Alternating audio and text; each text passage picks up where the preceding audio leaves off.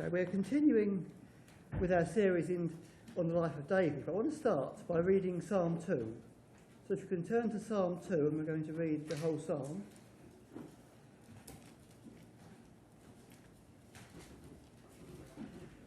Psalm 2. Why do the nations rage and the people plot a vain thing? The kings of the earth set themselves, and the rulers take counsel together against the Lord and against his anointed, saying, let us break their bonds in pieces and cast away their cords from us. He who sits in the heavens shall laugh, the Lord shall hold them in derision.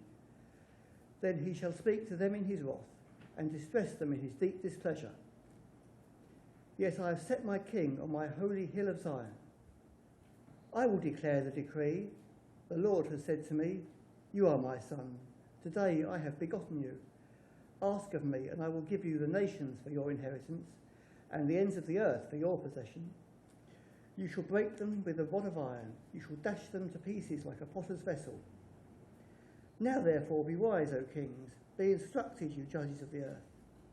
Serve the Lord with fear, and rejoice with trembling. Kiss the Son, lest he be angry, and you perish in the way, when his wrath is kindled but a little. Blessed are all those who put their trust in him. Now, we're looking at the life of David, so if we can have 2 Samuel chapter 5 open in front of us, and we're looking at the events in verses 17 to 25 of 2 Samuel chapter 5. Now, the psalm we just read is believed by some to have been written around the time these events here took place.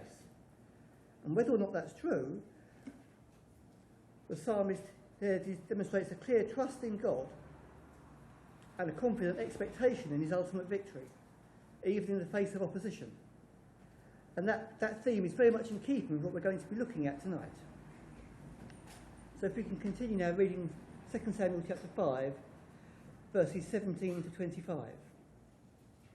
Oh, you'll remember, of course, the events we've just been talking about in the last few weeks, where David has just seen his throne begin to be established. We saw last time how he conquered Jerusalem and built an alliance with Hiram, and his kingdom over both Judah and Israel is beginning to be established. But now, let's see what happened next. Verse 17. When the Philistines heard that they'd anointed David king over Israel, all the Philistines went up to search for David. And David heard of it and went down to the stronghold. The Philistines also went and deployed themselves in the valley of Rephaim. So David inquired of the Lord, saying, shall I go up against the Philistines? Will you deliver them into my hand? And the Lord said to David, go up, for I will doubtless deliver the Philistines into your hand. So David went to Baal-perazim, and David defeated them there. And he said, the Lord has broken through my enemies before me, like a breakthrough of water. Therefore he called the name of that place Baal-perazim. And they left their images there, and David and his men carried them away. Then the Philistines went up once again and deployed themselves in the valley of Rephaim. Therefore David inquired of the Lord, and he said, you shall not go up. Circle around behind them, and come upon them in front of the mulberry trees. And it shall be, when you hear the sound of marching in the tops of the mulberry trees, then you shall advance quickly. For then the Lord will go out before you to strike the camp of the Philistines. And David did as the Lord commanded him, and he drove back the Philistines from Geba as far as Giza. Now, the Philistines heard that David had been anointed king. That David had been king of the southern kingdom for some time, hadn't he, of Judah? And that doesn't seem to have bothered the Philistines very much. But as soon as David becomes king of the joint kingdom, then they start getting a bit worried. It creates a threat to them, doesn't it? So they decide to go out and attack.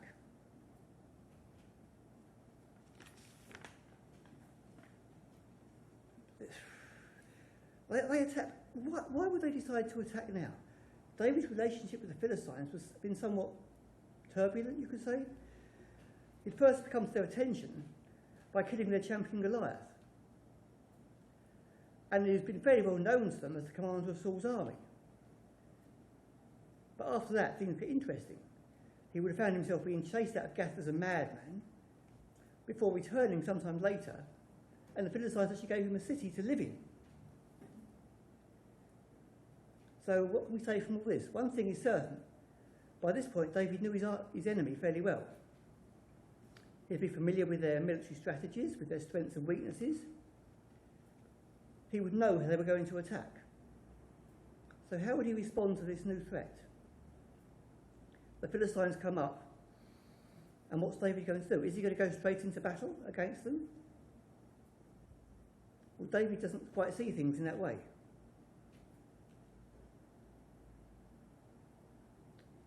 Did David have any other reason for thinking that he might be confident in attacking the Philistines at this point? Well, he did, didn't he? I mean, you may remember from our earlier studies in 2 Samuel chapter 3, when David is dealing with Abner. And Abner is trying to persuade the elders of Israel to take David back as the king. What did Abner say to the elders of Israel? He said, "For some time past you've been seeking David as king over you. Now bring it about. For the Lord has promised David, saying, by the hand of my servant David, I will save my people Israel from the hand of the Philistines and from all their enemies." So we know David had a promise that he was going to defeat the Philistines. He was going to save Israel from the Philistines. So with that, David knows that he's going to defeat the Philistines. So why doesn't he go straight and attack them? Well, the obvious answer here is that David trusted in God, and he wanted to have God make sure God was in the battle before he committed himself to it. So David knows the Philistines are on their way to attack. He leaves them to arrange their forces near Jerusalem, and David heads straight to the stronghold. Now, he probably made preparation for the battle as well at this point, but the most important thing, the thing that's recorded, is that David consulted the Lord. David didn't run away from the battle, but he was unwilling to begin the battle before he was certain the Lord had spoken to him. So what do we find? Verse 19, David inquired of the Lord, shall I go up against the Philistines? He knew he'd been king to take on the Lord's battles, but he wanted to be sure that the Lord was with him every step of the way. He also wanted to be sure, of course, this was the right time for the battle. Maybe the Lord wanted him to wait. So it's, shall I go up to the battle now? He didn't presume on the will of the Lord, did he? Notice he also asked, will you deliver them into my hand? David was willing to fight whatever the answer, but he wanted to know whether he was assured of the victory. He knew, of course, Israel could only be victorious if it was the Lord that delivered the enemy into their hand. He knew they could not win on their own. So David gets the answer back from the Lord. Go up. I will doubtless deliver the Philistines into your hand. And it's only at this point that David is prepared to engage with the enemy and defeat the Philistines. Now, we're not told much about the battle itself, simply that David defeated them. But notice what David's actions were at this point. As soon as he defeats the Philistines, what does David say? The Lord has broken through my enemies like a breakthrough of water. He acknowledges straight away that it is the Lord who has won the victory here. And he calls it Baal Perazim, which means Lord of breaking throughs, or owner of breaking throughs.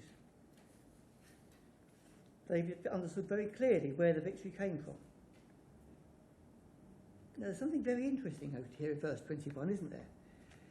So thoroughly did David rout the Philistine army that this was no orderly retreat. They didn't march out in an orderly fashion. What are we told in verse 21? They left their images there, and David and his men carried them away. Now, The practice of carrying their idols into battle seems to have been quite common at the time. I mean, you remember early on, of course, that it was the Israelites who foolishly took the Ark of the Covenant into battle, because it gave them this idea that God would be with them. It wasn't very successful for them, was it? The Ark was captured. But in this case, it's the Philistines who left their idols behind. Now, when the Philistines captured the Ark, they were quite...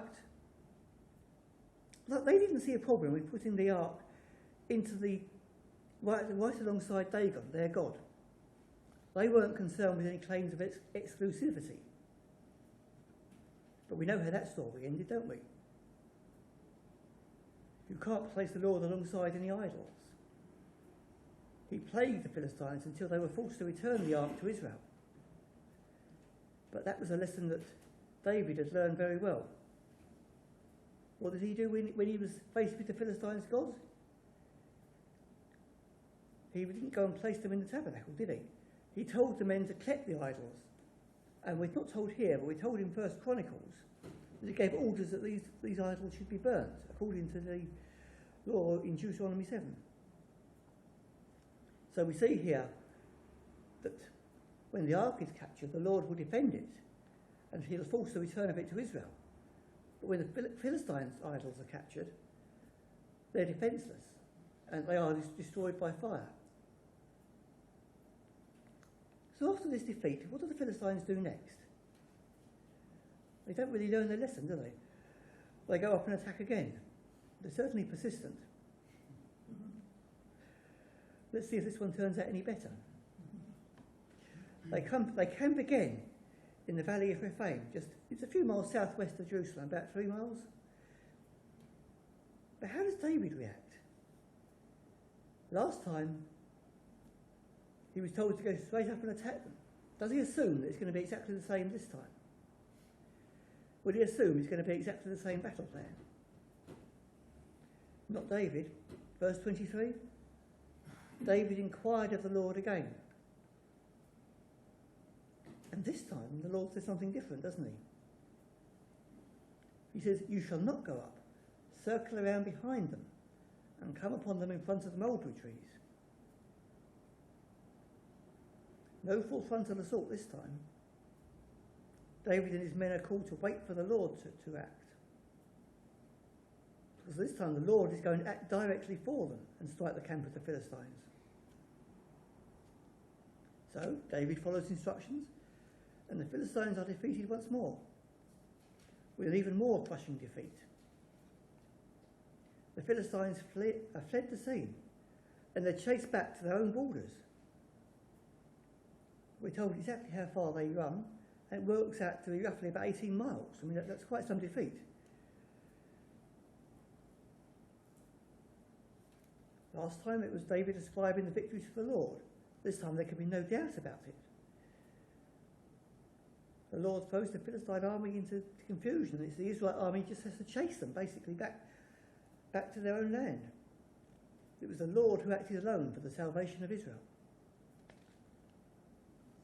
So, what can we learn from this? 2 different battles, 2 different battle plans. Well, there's a lot to teach us about the way that God deals with us today, doesn't it?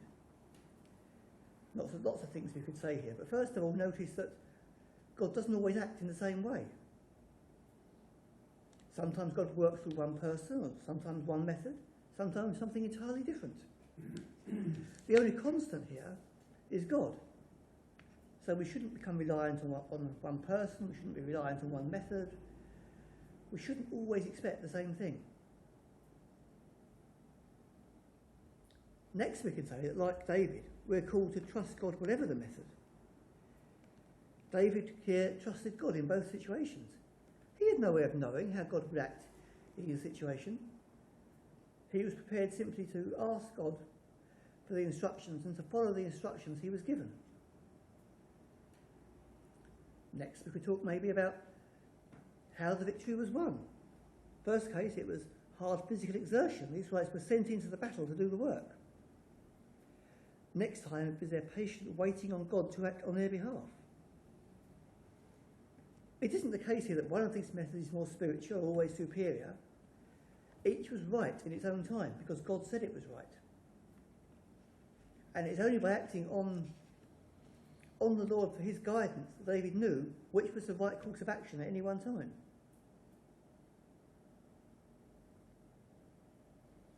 I mean, there is, in some way, rather a parallel with Pentecost here, isn't there? Shortly before his ascension, what did Jesus say to his disciples? Wait in Jerusalem until you receive the Holy Spirit. Now, during Jesus' ministry, the disciples have been sent out to teach. But now, they were called to wait. And their waiting was not unspiritual, it wasn't lazy, they were simply doing what they were told. They were waiting for the power to come on them from on high. And once that happened, that was the time for them to act. Not before then, not after then. When God says act, then that is the moment we're called to act. And as David went out to conquer the Philistines in the method he was told to use, and as the apostles went out in the conquest of the globe with teaching the gospel right around the world, so we are called to act in our turn at our appointed time. We're called to work out our own salvation with care and diligence in the way the Lord would have us act. So how are we to act? When is the time to act and how should we act? The only way we're going to know that is by following the example of David.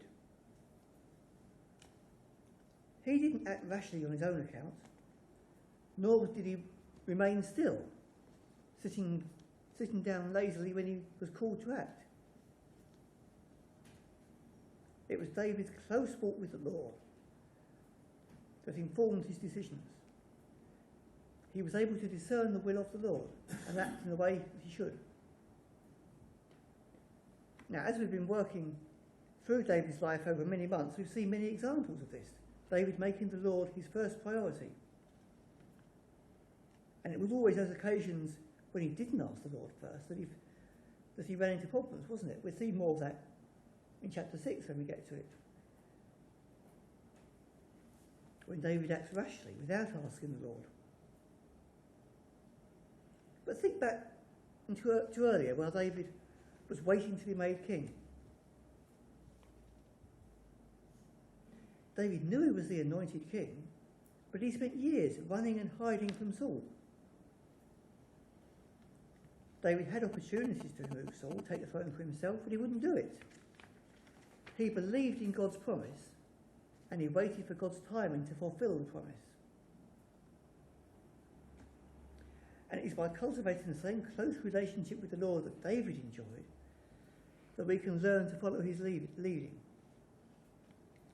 Too often we can be tempted to hang back on our duty through fear of those around us, or doubt of our own abilities, can't we? Or sometimes, perhaps more often, we rush into a situation confident of our own abilities. And then when we get there, we don't get the results we expected, and everything goes wrong. We need to learn to be like David and act not in our own strength, but to wait on the Lord and be prepared to act in his time, in his way. I mean, we live in a very individualistic, secular society. The world around us is rapidly trying to throw off the last vestiges of Christian morality. So if we judge God's plans by today's newspaper headlines, it could be very easy to become depressed, couldn't it? And think that God won't act in this land again. That God has no plan for the future of the church in England.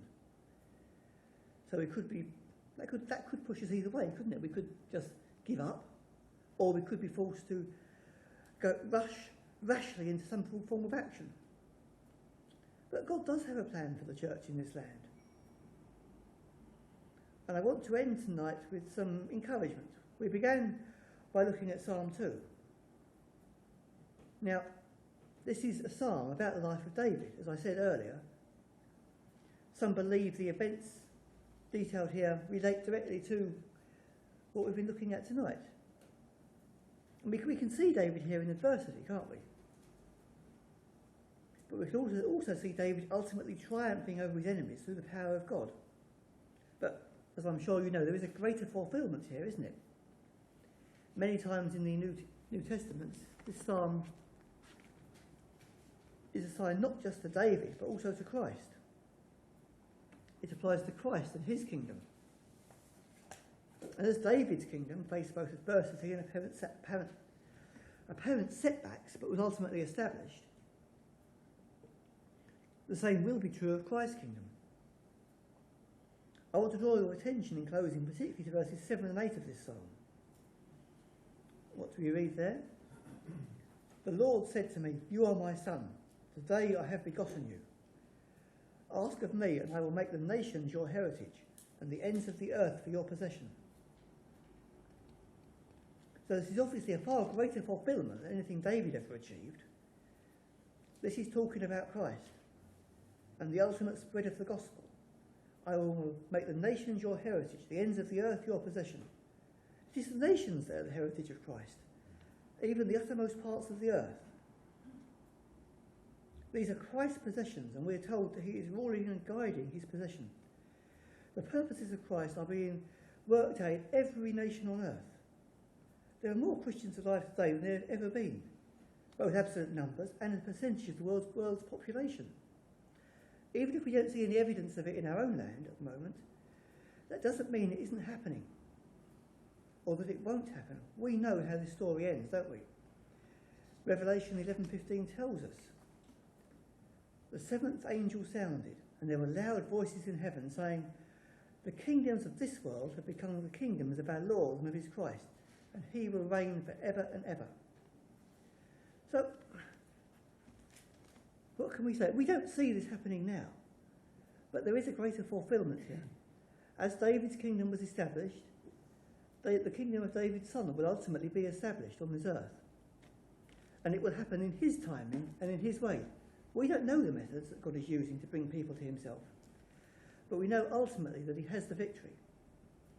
What we are called to do is to play our parts in his plan as we live out our lives day by day. So may God help us to keep our eyes fixed on him for the days which lie ahead of us. At the right time, God is going to open the doors for us. He will open the doors that he wants to open, and he will show us the way that we should go. May we be willing, like David, to follow his plan and to go where he would have us to go. Okay, before we come to prayer, let's have another hymn. From the supplement, we're going to sing number 48. 48 from the supplement.